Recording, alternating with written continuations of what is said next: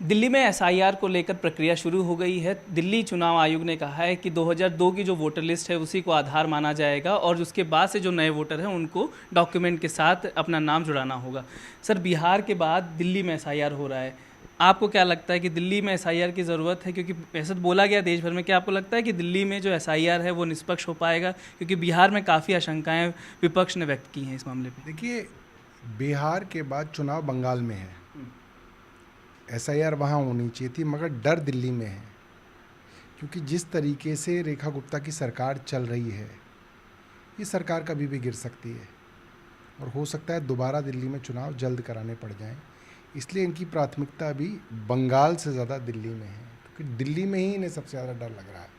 क्या आप एसआईआर का उस तरीके से स्वागत करते हैं? आपको लगता है कि ठीक है एसआईआर होना चाहिए, या उसमें कमियां हैं एसआईआर की प्रक्रिया में, या एसआईआर को ही आप स्वीकार नहीं करते हैं? देखिए, ये लोग तो वोट चोर हैं।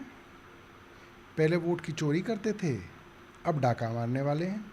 तो देखा जाएगा जो होगा, इनके डट के मुकाबला करेंगे इनका। बीजेपी अध्यक्ष सर सचदेवा जी, उनका कहना है कि जो घुसपैठिए हैं उनका वोट ना कटे, इसलिए एसआईआर का ये लोग विरोध कर रहे हैं। नहीं, वीरेंद्र सचदेवा जी से हम पूछना चाहते हैं कि 11 साल से आपकी सरकार क्या झक मार रही है, जो इतने सारे घुसपैठिए जो हैं आते जा रहे हैं? और जिस बांग्लादेश से आप कहते हैं घुसपैठिए आए हैं, उसकी प्रधानमंत्री को तो आप यहाँ पे बिरयानी खिला रहे हैं। हिंदुस्तान में क्यों खिला रहे हैं भाई? जितना मोदी जी का कार्यकाल था उस दौरान वही प्रधानमंत्री थी बांग्लादेश की। आप कहते हैं खूब जो है बांग्लादेशी यहाँ भारत में आ गए, तो जिस प्रधानमंत्री ने यहाँ पे बांग्लादेशी बसाए, आपने उनको क्यों देश में बसा रखा है? आपको उनको देश से हटाना चाहिए। कौन है वो? भारतीय जनता पार्टी के रिश्तेदार हैं। उनसे क्या नाता है भारतीय जनता पार्टी का?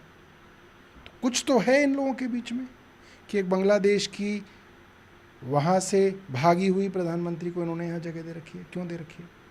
क्योंकि सर आप पार्टी के अध्यक्ष भी हैं दिल्ली के, बीएलएस को अपॉइंट करने की प्रक्रिया अब शुरू होगी।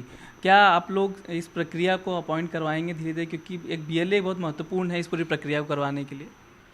देखिए, बीएलए महत्वपूर्ण है, बट बीएलए की जो भूमिका है बड़ी सीमित है। अगर आप ऊपर से सरकार के तौर पे बेईमानी पे उतर ही आएंगे तो बेचारा बीएलए क्या करेगा? तो आपको लगता है कि निष्पक्ष नहीं हो पाएगा, या आप लोग इसका एक तरीके से कहीं ना कहीं संशय है मन में, क्योंकि 2002 की वोटर लिस्ट भी है इसमें? जब सरकार ही निष्पक्ष नहीं है, इलेक्शन कमीशन जिसको निष्पक्ष होना चाहिए था, उसके सीईसी ज्ञानेंद्र कुमार खुद पक्षपाती आदमी हैं, तो उनसे निष्पक्षता की उम्मीद ही नहीं रखता है कोई नहीं रखता उनसे निष्पक्षता की उम्मीद।